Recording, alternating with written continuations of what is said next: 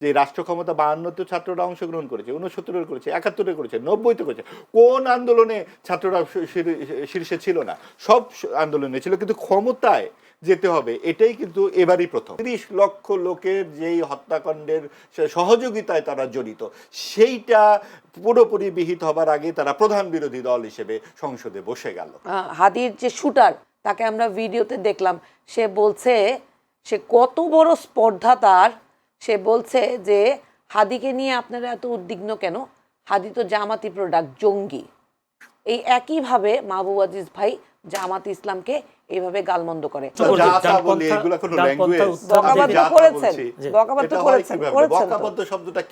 আচ্ছা, আমি আপনার কথাটার উত্তর দিই। উনি বলেছেন, উনি যেটা বলেন যে ডানপন্থার, জি, সমালোচনা করেছেন। আমরা দেখেছি, যদি এভাবে বলি, এখন এই ডিবেটের কথা যখন আসে তখন একটা বিতর্ক আসে। সেই বিষয়টা হচ্ছে যে এই বিতর্কের পেছনে জামায়াত ইসলামী তো অনেক সময় রাজনীতি বা তার নির্বাচনটা চায়নি, এরকম একটি বিতর্ক উঠছে ডিবেটের বিষয় যখন আসছে। তারা নির্বাচন চায়নি, তারা নির্বাচনকে মানে একটু বিলম্ব করার কথা বলে বিভিন্ন আন্দোলনের কথা বলা হয়েছিল। কেউ কেউ বিতর্কে এমন হচ্ছে যে তাহলে ডিপ স্টেটের ভূমিকায় জামায়াত ছিল কিনা। না, আসলে তো ডিপ স্টেটের ভূমিকা জামায়াত ছিল বলাটা ঠিক হবে না, কারণ জামায়াত নিজেই একটি রাজনৈতিক দল এবং তার যে আদর্শ আমরা জানি, মোনাফেকি তাদের আদর্শের সাথে খুব সম্পৃক্ত, সে বরাবর সেই 47 থেকে। এই পুরনো কথাগুলো আর না বলে আমরা এটুকু বলতে পারি যে এই অন্তর্বর্তীকালীন সরকারের সময় জামাতে ইসলামী এবং এনসিপিকে আমরা দেখেছি। এনসিপিতে খুবই কম সময়ের তারা ফেব্রুয়ারির 28 তারিখে তৈরি হলো এবং তারপরের দিকে যে সময়গুলো আমরা দেখলাম যে কোন দিকে যাবে এনসিপি, এক ধরনের আসন সমঝোতার মাধ্যমে তারা চেষ্টা করলো রাজনীতিতে সামনের দিকে যাবার, কিন্তু মূল শক্তিটা কিন্তু অবশ্যই জামাতে ইসলামী। এবং জামাতে ইসলামী যত দূর পেরেছে তারা সময়টা বাড়িয়ে নেবার চেষ্টা করেছে দল গোছানোর জন্য ইত্যাদি। যেহেতু আওয়ামী লীগ নাই, এত বড় একটা অনুপস্থিতি, এবং আওয়ামী লীগ নাই কিন্তু হঠাৎ করে নাই, এটা সরকার থেকে, অন্তর্বর্তীকালীন সরকার এটাকে একেবারে সুস্পষ্টভাবে সুনিশ্চিত করেছে যে আওয়ামী লীগ থাকবে না, আওয়ামী লীগ থাকতে পারবে না। নাহলে একটা সাধারণ যুক্তিতেই যে জাতীয় পার্টিকে যদি লাল কার্ড দিতে পারে, মানুষ একটি আসনও পায়নি, আওয়ামী লীগ একটিও আসনও পেত না, যেহেতু আওয়ামী লীগ গণহত্যা করেছে। তো অসুবিধাটা কি ছিল তাকে নির্বাচনে আসতে? অন্তত সরকারের কাছ থেকে আহ্বান জানাতে পারতো। আওয়ামী লীগ হয়তো তাদের নেতাদের অনুপস্থিতিতে নির্বাচনে অংশ নিতে পারতো না, তাহলে কিন্তু অন্তর্ভুক্তিমূলক নির্বাচন হয়নি এই কথাটা আসতো না। এটা কিন্তু এসেছে এবং এটা অব্যাহত থাকবে যে অন্তর্ভুক্তিমূলক নির্বাচন হয়নি। এবং যেটা আপা বললেন যেখানে ইলেকশন ইঞ্জিনিয়ারিং হয়েছে, অবশ্যই ইলেকশন ইঞ্জিনিয়ারিং এর নানান রকম প্রমাণ আমরা দেখতে পাই। সবচেয়ে বড় প্রমাণ হচ্ছে যেই দলটি সর্বশেষ গ্রাহ্য ভোটে পায় হচ্ছে 3 থেকে 7% ভোট, সেই ভোট হঠাৎ করে 36% হয়ে যায় কোন ভূতের ঠেঙে? এইটাই তো সবচেয়ে বড় ইঞ্জিনিয়ারিং, ইলেকশন ইঞ্জিনিয়ারিং। কাজেই এই যে দলটির হঠাৎ করে যে পুরো জাতির বিরুদ্ধে দাঁড়িয়েছিল জনযুদ্ধে, মুক্তিযুদ্ধের সময়, তার সেটা ফয়সালা হওয়ার আগে 30 লক্ষ লোকের যেই হত্যাকাণ্ডের সহযোগিতায় তারা জড়িত, সেইটা পুরোপুরি বিহিত হবার আগে তারা প্রধান বিরোধী দল হিসেবে সংসদে বসে গেল। এর চেয়ে বড় ইঞ্জিনিয়ারিং আর কি হতে পারে? এবং আমরা মনে করি এই জায়গায় যে ডিপ স্টেটের যে এইরকম কথাবার্তাগুলো বলা হচ্ছে, এগুলো হয়তো আসিফ মাহমুদ, সজীব ভুঁইয়া এখন একটা পর্যায়ে বলে বসেছেন, যেহেতু দেখছেন যে এখানে তো আমাদের হাতছাড়া হয়ে যাচ্ছে অনেক কিছুই। যদি হাতের মধ্যে থাকতো তাহলে বলতেন না। তাদের হাতের মধ্যে ছিল রাষ্ট্র ক্ষমতা। এই গণ অভ্যুত্থানের ছাত্ররা এই প্রথম অংশগ্রহণ করে রাষ্ট্র ক্ষমতা ছেড়ে চলে এসেছে, তারা তো চলে এসছেন পরবর্তীতে। আমি বলতে চাচ্ছি যেটা, যে রাষ্ট্র ক্ষমতা 52তে ছাত্ররা অংশগ্রহণ করেছে, 69 করেছে, 71 করেছে, 90-তে করেছে। কোন আন্দোলনে ছাত্ররা শীর্ষে ছিল না? সব আন্দোলনে ছিল, কিন্তু ক্ষমতায় যেতে হবে এটাই কিন্তু এবারই প্রথম। আরেকটা ব্যাপার হচ্ছে তাদের, আপনার কাছে এটা মনে হয় কিনা অতীতে করে নাই বলে এবারে ক্ষমতা যেতে পারবে না? না, অতীতের ব্যাপারটা হচ্ছে আমাদের তো একটা ঐতিহ্য পরম্পরা আছে। আমরা ছাত্রদেরকে তৈরি হতে বলি, ক্ষমতায় যাওয়ার জন্য তো একজন তৈরি হতে হবে। আপনি এই যে ডক্টর ইউনূস 18 মাস ক্ষমতায় ছিলেন, কোনো দিন তার মুখে শুনেছেন ছাত্রছাত্রীরা তোমরা পড়াশোনা করো, তোমরা পড়ালেখায় ফিরে যাও, নিজেদেরকে তৈরি করো, প্রশ্ন করো, জানো এবং জানাও? কোনোদিন শুনেছেন? বরং তার মুখে শুনেছেন তোমার গ্রামেই তো ফ্যাসিস্ট আছে, তোমার ঘরেই তো ফ্যাসিস্ট আছে, তোমার দলেই তো ফ্যাসিস্ট আছে, অর্থাৎ তোমরা মারামারি করো। তোমরা ক্ষমতায় আসো। ক্ষমতায় আসবার জন্য যে একদম প্রস্তুত হতে হবে, তো যে 25 থেকে 35 বছরের যেই ছেলে মেয়েদের সবচেয়ে বড় বয়স, এই সময় তারা স্ট্রাগল কি এটা বোঝে, যা তারা বোঝে দায়িত্ব নিতে হবে, তারা বোঝে। তারপরেও আমরা মনে করি ঠিক আছে যে 2-3 জন অংশগ্রহণ করেছে, এটা আমরা তাদেরকে খুব বেশি দোষ দিই না। কিন্তু যেই পরম্পরা আমরা দেখলাম, যে অভিযোগগুলো উঠেছে, যেই রকম হিসাব নিকাশের বিষয়গুলো উঠেছে, যেই সমস্ত ছাত্রীদেরকে আমরা দেখেছি, বিশেষ করে ছাত্রীদেরকে দেখি নাই, কারণ ছাত্রীদেরকে মনোনয়নই দেওয়া হয়নি। আমরা দেখলাম যে তাদের যে বহর, গাড়ি বহর ইত্যাদি, এই সব কিছুর সাথে কিন্তু এই ছাত্রত্বের যেই একটা অপাবৃদ্ধতা, তার কোনো মিল আমরা খুঁজে পাই নাই। এই সব কিছুই আমি কিন্তু দোষ দেব ডক্টর ইউনূস এবং তার অন্তর্বর্তীকালীন সরকারের। তাদের কিন্তু অনেক অভিজ্ঞতা, তাদের এই 80-82 বছর বয়সে তাদের কাছ থেকে দেশের আর কি পাওয়ার থাকতে পারতো। এত বড় একটা সুযোগ তারা পেলেন, তারা কি করলেন? ডানপন্থাকে পৃষ্ঠপোষকতা করলেন। তারা মুক্তিযুদ্ধের ইতিহাসকে একদম ভেঙে চুরে শেষ করে দিতে চাইলেন। তারা 32 নম্বর ভাঙলেন। তারা বিসিএস পরীক্ষায় পাকিস্তান শব্দটির জায়গায় হানাদার বাহিনী লিখলেন। তারা মুক্তিযুদ্ধকে করলেন প্রতিরোধ যুদ্ধ। এই সব কিছুই একটা মেটিকুলাস ডিজাইন, যে এখানে একটা ডানপন্থার বিকাশ ঘটুক। এবং অত্যন্ত দুর্ভাগ্যজনক যে এনসিপি গিয়ে জামাতের সাথে মিলে সেই সাম্প্রদায়িক শক্তির অংশ হয়ে এখন সংসদে গিয়ে বিরোধী দলের আসনে বসেছে। ধন্যবাদ অসংখ্য।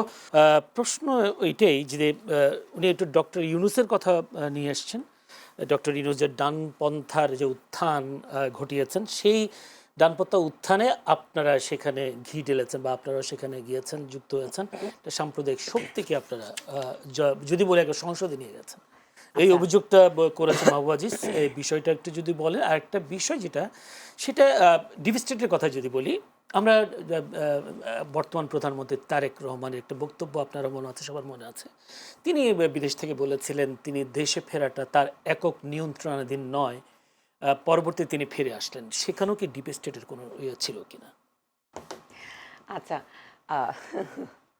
মাহবুব ভাইয়ের কথার উত্তরটা দিচ্ছি তার আগে, তখন যখন আমরা এই প্রশ্নটা করেছিলাম যে ঠিক কোন পরাশক্তির লাইসেন্স নিয়ে জনাব তারেক রহমানকে বাংলাদেশে ফিরতে হবে, ওনার মা মৃত্যুশয্যায়, উনি আসতে পারছেন না তাৎক্ষণিকভাবে, সেই প্রশ্নটা কিন্তু তখন করেছিলাম না? কিন্তু তখন আমরা এই প্রশ্ন কেন করছি সেইটা নিয়ে আমাদেরকে বলা হলো এত বড় ধৃষ্টতা আমাদের কিভাবে হয় যে আমরা ওনাকে নিয়ে এভাবে কথা বলি। আমরা কিন্তু তখন আবেগতাড়িত হয়ে এই প্রশ্নটা করেছিলাম যে বেগম খালেদা জিয়া, যিনি আপসীর নেত্রী, তিনি তো আসলে শুধু বিএনপির নেত্রী হিসেবে আর থেকে যাননি, তাই না? বাংলাদেশের সংকটকালীন সময় তিনি বাংলাদেশের অভিভাবক হিসেবে যেইভাবে মানুষগুলোকে আগলে রেখেছিলেন এবং কোনো অবস্থাতেই দেশের মানুষকে ছেড়ে যাননি, উনার শেষ মুহূর্তে উনার একমাত্র সন্তান জীবিত যিনি ছিলেন, উনি আসতে পারছিলেন না। তার মানে আসিফ মাহমুদ সজীব ভুঁইয়া যেই কথাটা বলেছে, এই কথাটা প্রতিটা পরতে পরতে বাংলাদেশের রাজনৈতিক ময়দানে জড়িত, এবং সেইটা আপনি আপনার কথার মধ্যে দিয়েই কিন্তু আবার মনে করিয়ে দিলেন। এবং একটা সময় আমরা খুবই, মানে সারা বাংলাদেশের মানুষ ইনক্লুডিং বিএনপির লোকজন, তারা প্রচণ্ড উদ্বিগ্ন সময়কাল পার করেছে যে জনাব তারেক রহমান মানে কিছুদিন পর পর বলছেন এই মাস না ওই মাস, ওই মাস না ওই মাস। ধরেন যখন প্রফেসর ডক্টর মোহাম্মদ ইউনূস সাহেব লন্ডন যাত্রা করলেন, তার আগ পর্যন্ত বিএনপির সবাইকে দেখেছি, সমস্ত উপদেষ্টা মণ্ডলী ইনক্লুডিং ডক্টর মোহাম্মদ ইউনূস, আজকে যেমন মাহবুব আজিজ ভাই ওনাকে বকাবাদ্য করছেন, ঠিক একইভাবে তার চেয়েও কঠোরভাবে ওনাকে বকাবাদ্য করছিলেন। ঠিক যখন লন্ডন সফর হলো, এরপরে এসে উনি বললেন যে যখন ফেব্রুয়ারিতে ইলেকশন হবে এটা উনি ঘোষণা দিলেন, তারপর কিন্তু উনার প্রতি বিএনপি মনা যারা আছেন তাদের সকলের বক্তব্যের ধরন পাল্টে গেল। তারা সকলে মিষ্টি সুরে তার ব্যাপারে অন্তত পক্ষে সমালোচনার সুরে কথা বলা বন্ধ করে দিল। আমরা তো তখন কেন, আচ্ছা বলছি, আমরা তো তখন ভেবেছিলাম যে তাহলে এখন তো গ্রিন সিগন্যাল পেয়েছে, এবং মামলা যেগুলো ছিল, যে এই মামলার কথা আসিফ মাহমুদ সজীব ভুঁইয়া উল্লেখ করেছে, একটা সময় আমার মনে হতো যে আমরা যখন জাতীয় সরকার গঠন করতে চেয়েছি, বিএনপি তাদের দ্বিমত করেছে। আমি অনেক ভাবতাম যে এত বড় একটা সুযোগ তারা কেন হাতছাড়া করলো বা কেন এই কাজটা করলো না। তখন আমার মনে পড়ে যায় যে বিএনপির যারা শীর্ষ নেতৃত্ব আছে তাদের প্রত্যেকের নামেই বড় বড় মামলা ঝুলেছিল এবং কেউ কেউ তো ফাঁসি, আজকে যেমন স্পিকার কিন্তু প্রথম অধিবেশনে বললেন যে এই পার্লামেন্টে এমন মানুষ আছেন যিনি ফাঁসির আসামি, উনি হচ্ছেন জনাব লুৎফুজ্জামান বাবর। উনি একটা কথা খুব ভালো বলেছেন, আমার ধরেন উনি বিরোধী দল করেন কিন্তু আমার জন্য তো উনি বিরোধী দলের, কিন্তু ওনার একটা কথা আমার মানে ইট টাচড মি আ লট। ওনাকে যখন ওনার মন্ত্রিত্ব নিয়ে প্রশ্ন করা হয়েছে উনি তখন বলেছেন যে আল্লাহ নাশকর বান্দাকে পছন্দ করেন না। উনি যে মৃত্যুর যেই মঞ্চ, সেই মঞ্চ থেকে উনি ফিরে এসে এমপি হয়েছেন, এইটাই অনেক বড়। তো ধরেন এই পুরো জিনিসটার পেছনে যাদের কারিগরি আছে এটা অবশ্যই আপনাকে সচেতন থাকতে হবে। এবং হাদি হত্যার বিষয়ে যেই কথাটা নাহিদ ইসলাম বলেছে, যেটা নিয়ে একটু আগে বলছিলাম, আপনি দেখেন কি তুমুল আন্দোলন হলো জুলাই অভ্যুত্থানের পর। নানান বিষয়ে প্রতিদিন কিন্তু কম বেশি এই অন্তর্বর্তীকালীন সরকারকে চাপে থাকতে হয়েছে। সবাই সবার, যেহেতু 17 বছর কেউ কোনো প্রতিবাদ করতে পারেনি, সবাই সবার জায়গা থেকে যে কোনো বিষয়ে একটা না একটা প্রতিবাদের রাস্তায় নেমেছে, কিন্তু হাদি হত্যার বিষয়টা মানুষ মেনে নিতে পারেনি। এবং দল মত নির্বিশেষে সারা বাংলাদেশের মানুষ কিন্তু হাদি হত্যার বিচারের দাবিতে যেইভাবে সরব ছিল এবং এখনও আছে, সেইটার এগেইনস্টে যে রেসপন্স থাকার কথা ছিল অন্তর্বর্তীকালীন সরকার বলেন, ইভেন বিএনপি সরকারেরও, সেটা কিন্তু দেখছি না। আপনি দেখেন ওই যে হাদির যে শুটার, সেই শুটার কিন্তু ভারতে আটক হয়েছে না, তাকে আমরা ভিডিওতে দেখলাম। সে বলছে সে কত বড় স্পর্ধা তার, সে বলছে যে হাদিকে নিয়ে আপনারা এত উদ্বিগ্ন কেন, হাদি তো জামাতি প্রোডাক্ট, জঙ্গি। এই একইভাবে মাহবুব আজিজ ভাই জামাত ইসলামকে এইভাবে গালমন্দ করে। আমি বলতে চাই যে জামাত ইসলামও ডানপন্থার এবং বিএনপিও তো ডানপন্থার। এই ডানপন্থার শক্তি যারা আছে তাদেরকে নিয়ে আপনারা শুধু জামাত ত্যাগ দেন কেন, বিএনপি ডানপন্থার না? এই জামাত ইসলামকে বাংলাদেশের রাজনীতিতে অবস্থান কে দিয়েছে, রাজনীতি করার অধিকার কারা দিয়েছে? এই এই এই বিএনপি হাত ধরেই হয়নি এবং মন্ত্রিত্ব বিএনপির হাত ধরে পায়নি। আপনারা সব দোষ দেন ইউনূস সরকারকে, কিন্তু ইতিহাস আপনারা বলেন না, অথচ আপনারা কিন্তু রাজনৈতিক বিশ্লেষক। আচ্ছা, আমি বুঝি মাহবুব আজিজ ভাই যখন বলেন, আমাদেরকে যখন দোষ দেন যে আমরা কেন জামাতের সাথে জোট করলাম, তাতে করে উনি এইটা আমরা জামাতের কর্তৃত্ব, জামাতের মোর ইনফ্লুয়েন্স, এই কথাটা উনি বলেন কষ্টের জায়গা থেকে। আমি মাহবুব আজিজ ভাইকে প্রথম যখন ওনার সাথে কথা বলতে বসতাম, আমি অনেকটা সময় ওনাকে হয়তো ভুলও বুঝতাম, রাগও হতাম যে উনি এত খারাপভাবে কথা বলে কেন, যা তা বকাবাদ্য করে। তারপর আমি আস্তে আস্তে ওনাকে বোঝার চেষ্টা করলাম, ওনার কথাগুলো বোঝার চেষ্টা করলাম। এই একই কথাগুলো উনি বারবার বলে। উনি মুক্তিযুদ্ধ নিয়ে বলে যে পাক হানাদার বাহিনী। আচ্ছা, আমার কথা কি উনি বলবেন? না না, আমি আপনাকে আপনার কথা আমি তো কোনো কথাই বলতেছি না, আমি আপনাকে উনি আমার কথা বলে না, দিচ্ছেন। রাগ করেন না, আমি বলছি কাম টু দ্য পয়েন্ট। আপনার পয়েন্টটা নিয়ে আমি উত্তরটা দিচ্ছি, রাগ করবেন না। আমি না রাখ না, এগুলো কি ধরনের উনি এত যেটা ছেলে মানুষ, এগুলো বলছেন, তো মুশকিল। উনি যেটা আমি বলছেন কি বলি উনি উনার বলছেন, কথাটা ন্যায্য। উনি যে কথাটা বলেন, আমার কথা আমাকেই বলতে দেন। যে আমার কথা ন্যায্য না উনি আমাকে অন্যায্য, প্রশ্ন আমাকে করেছেন ভাইয়া। জাজমেন্ট করার দায়িত্ব কাকে আমি দিয়েছেন? আপনাকে না, আপনি নেগেটিভলি তার জাজ জবাব করি দিবেন। নাই, না না, এটা পরে কেমন নেগেটিভলি কথা? জাজ আমি করি বলি নাই। ন্যায্য, উনি আমাকে অন্যায্য। বলেছেন আপনার সেটার প্রশ্ন উত্তর করবেন, যা তা ডানপন্থা- বলি, এগুলো কোনো ডানপন্থা ল্যাঙ্গুয়েজ? উত্তর বকাবাদ্য যা তা করেছেন, বলছি। বকাবাদ্য এটা হয় করেছেন, কিভাবে? করেছেন তো। বকাবাদ্য শব্দটা কি বলে এগুলা? আচ্ছা, আমি এগুলা আপনার কথাটার রাজনৈতিক উত্তর শব্দ দিই। নয়। উনি বলেছেন, এগুলো আপনি উনি বলতে যেটা পারেন বলেন যে সমালোচনা ডানপন্থার, করেছেন। জি সমালোচনা বকাবদ্ধ হবে করেছেন, কেন? উনি যে জি সমালোচনা করেছেন, সেইটা নিয়ে অনেক সময় কষ্ট পেয়েছি। তারপর আমি চিন্তা করেছি যে উনি কেন এই কথাগুলো বলছেন। উনি যেটা এক্সপেক্ট করেছিলেন যে এনসিপিতে একটা মধ্যপন্থার রাজনৈতিক দল, আমাদের মধ্যে কিন্তু মেজরিটি আছে যারা বামপন্থার রাজনীতির সাথে সম্পৃক্ত, উনি হয়তো তাদের চেনেন এবং আমার ধারণা উনার যে রাজনৈতিক আদর্শ তার সাথে বামপন্থার আদর্শের সাথে কিছুটা মেলে। এটা আমি তো জানি না, আমি এটা ধারণা করে বলছি। আমি নিজেও চাই যে যারা সাম্যের কথা বলে, যারা সমতার রাজনীতিটা করতে চায়, বাংলাদেশে তাদের অবস্থানটা শক্ত হোক।